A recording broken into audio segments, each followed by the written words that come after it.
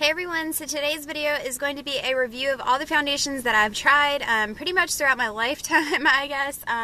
So yeah, if you're wondering why I'm in my car, that's just because today that is where I got the best lighting. Inside, the lighting was like super crappy, so I didn't even try and film it inside. I said, you know what, I'm just going to film it in my car, and so yeah, I know it's a pretty random setup I have going on here. But anyways, if you guys are interested in watching a review of all the foundations that I've tried, then please stick around. Okay, so in this bag that I have over here, which is usually my everyday makeup bag, I've just filled it with all kinds of foundations and things like that. So I guess we'll start off with the powder type foundations, and then we'll work our way into the liquid foundations. So the first powder foundation that I wanted to show you guys is the Wet n Wild Natural Blend, and it's just a pressed powder. Mine is in Buff 825A, and this is what it looks like. It came with a little sponge type deal, and this is by Wet n Wild. I don't like Wet n Wild for foundation type things just because I don't feel like they're that good of a quality. As many of you guys probably know, Wet n Wild is a cheaper brand from the drugstore, so yeah. You guys can tell I've hit pan on this, and over the summer, last summer I think, I used this a whole lot because I didn't want to wear actually like liquid foundation. I just wanted to go with a powder type of foundation. So this was okay, but it kind of shows up a little bit orange. So if you don't like to look orange, or if you're not tan, if you're pale like I am right now, then I would not suggest this. And really, this is not the best powder foundation anyways. I mean, it's cheap, it's from the drugstore, you know, so you get what you pay for. So I wouldn't really recommend this one. This one, if I had to rate it on a scale of 1 to 10, it would be like a 3 or a 4, just because it's not the best quality ever. So this has just gone into my makeup bag of stuff that I don't really use anymore. So yeah, not too impressed with this. Another powder foundation that I love this stuff. It's not really a powder foundation, it's more of a pressed powder that is supposed to keep the oil off of your face. So it is a mattifying powder, and it says Rimmel Stay Matte, Shine Control, blah blah whatever. Mine is in 001 Transparent. I believe there's a couple more shades other than this one, but this is the one that most gurus on YouTube use and they recommend. And I highly recommend this too, to use over top of a liquid foundation. After your liquid foundation has dried, I usually just dust a little bit of this on my face, and it really does help with shine control and reducing the amount of oil on your face. So if I had to rate this on a scale of 1 to 10, I would definitely give this one a 9.8, just because sometimes it does appear a little bit cakey if you apply it before your foundation has completely dried. So usually I'll apply my liquid foundation, and then I'll fill in my eyebrows, and then I'll apply this. So yeah, I love this stuff. It works so great. But this is not an actual powder foundation. It is more of a mattifying type. There's a truck. It's more of a mattifying type powder for your face. The last powder foundation I have to show you guys is the L'Oreal True Match Natural, and mine is in the shade, I suppose, I have no idea what shade it is. It doesn't really say. But this is what it looks like, and the neat thing about this is it comes with like a little kabuki brush, and what you do is you just apply it like this, and the powder actually somehow comes through onto the brush.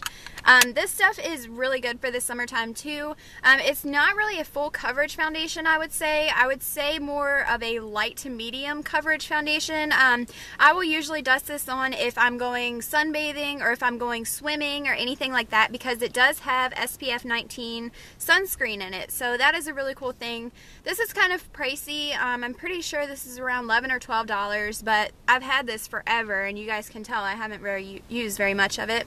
So if I had to rate this on a scale of 1 to 10, I would rate this probably an 8.5, just because the coverage on it isn't that amazing, but you know, it does work if you're not going for a full face makeup. So that was all the powder foundations that I had to show you guys. So now we're going to go ahead and move along to liquid foundations.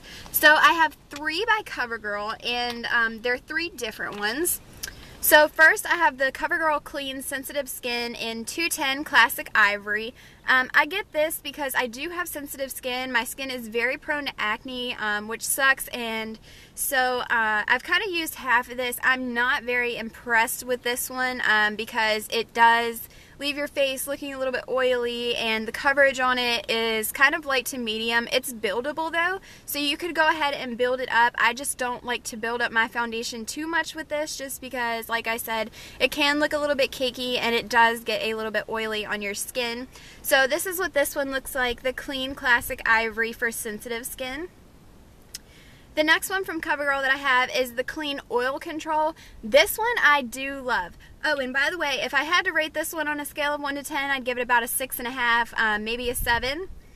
But this one that I have is the Clean Oil Control in 510 Classic Ivory, because you guys know I'm pale as a ghost.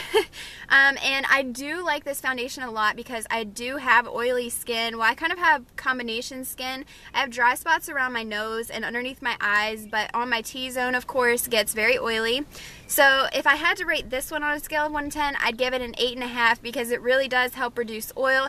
And especially if you use this in combination with the Rimmel Stay Matte, you can definitely have a matte face.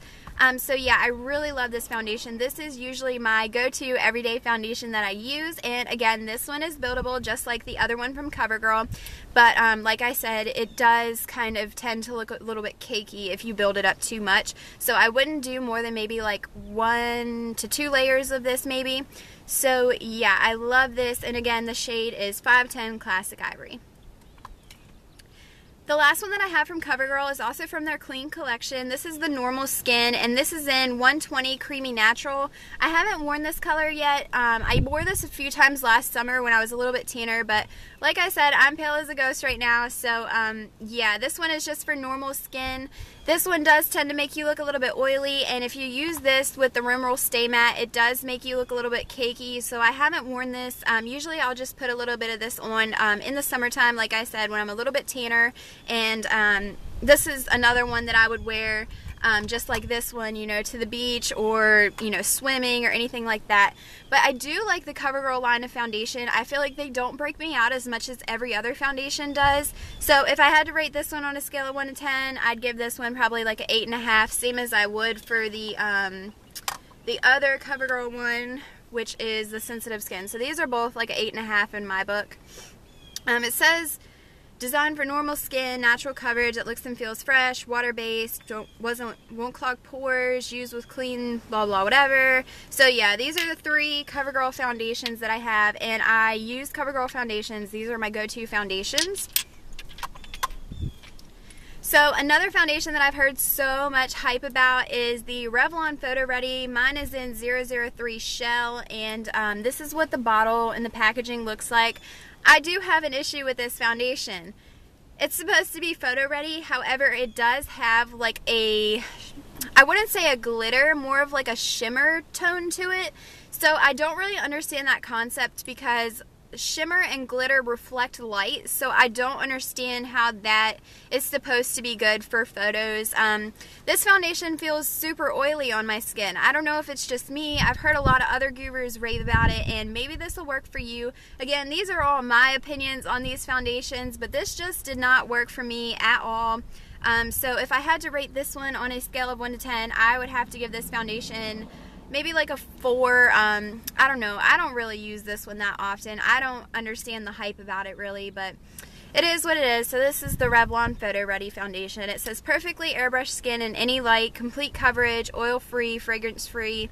I have to argue with the oil-free because it does make my skin feel pretty oily. So again, maybe it's just me and my oily skin. Who knows? Another foundation that I have is the Maybelline Dream Liquid Mousse, the airbrush finish in Classic Ivory Light 2. I love this foundation. It is a full coverage foundation. I don't find myself having to build this foundation up. I do love that it comes with a pump for sanitary purposes, so I don't have to like stick my fingers in it and the whole 9 yards. So I love this foundation. However, it does show a little bit orange on my skin. Again, maybe it is because I am super pale, but I love this foundation. So when I get a little bit tanner, this is definitely my go-to foundation. It is heavy on your skin, so I wouldn't recommend, you know, going to a water park or, you know, if you're going to be out all day sweating. I wouldn't really recommend this because it doesn't really hold up to sweat and water and things like that. Again, it's not a waterproof foundation, but I do love this stuff. It's definitely full coverage. It does not break me out at all, and this is just a really great foundation. So again, this is the Maybelline Dream Liquid Mousse. Another foundation that I have from Maybelline is the Dream Matte Mousse in Classic Ivory Light 2. This foundation is super weird. It comes in like a mousse type form. When I first got it, I was like, how in the world do I apply this stuff? Because, you know, all my other foundations are either pumps or liquids, and I opened this and I was like, what the heck? So this is what I use when I'm just trying to do like a very quick makeup look, because what I do with this foundation is I just kind of stick my finger in it and rub it on. A little bit goes a long way. This foundation does not work with a sponge, or it might work with a makeup brush, a little like kabuki brush or something. I'm not sure. I haven't tried it that way. I just apply this with my fingertips because that seems the easiest. And a little bit of this goes a long way. You don't need a lot of this at all. So if I had to rate this on a scale of 1 to 10, I would give it probably an 8.5. I do like the foundation. I noticed it did break me out on my chin area a little bit, but it could just be because I was applying it with my fingertips versus with a wet sponge. So yeah, this is again the Maybelline Dream Matte Mousse in Classic Ivory Light 2. Another foundation that I have from Wet n Wild is the Wet n Wild Ultimate Match SPF 15 Liquid Foundation in 854A Nude.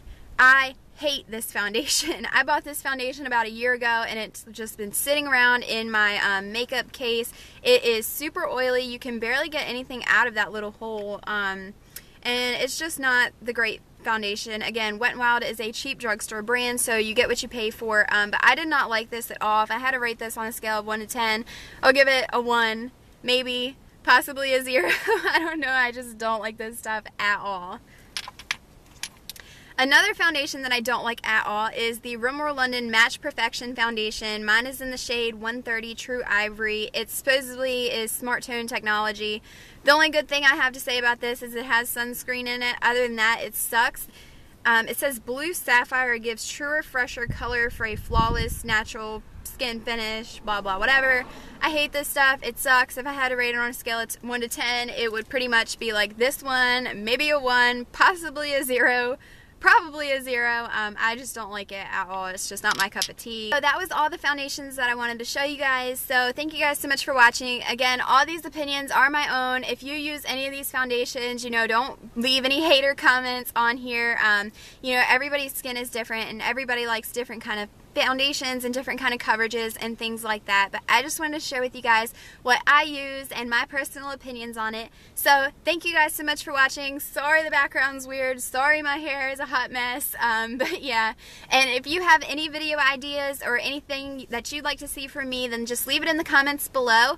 And if you'd like to keep up with me more often, my Twitter, my Instagram, my Facebook, the whole 9 yards will be in the description box below, so just click down there to see more ways to keep up with me. So I want to thank you guys so much for watching, and I will see you in my next video. Bye!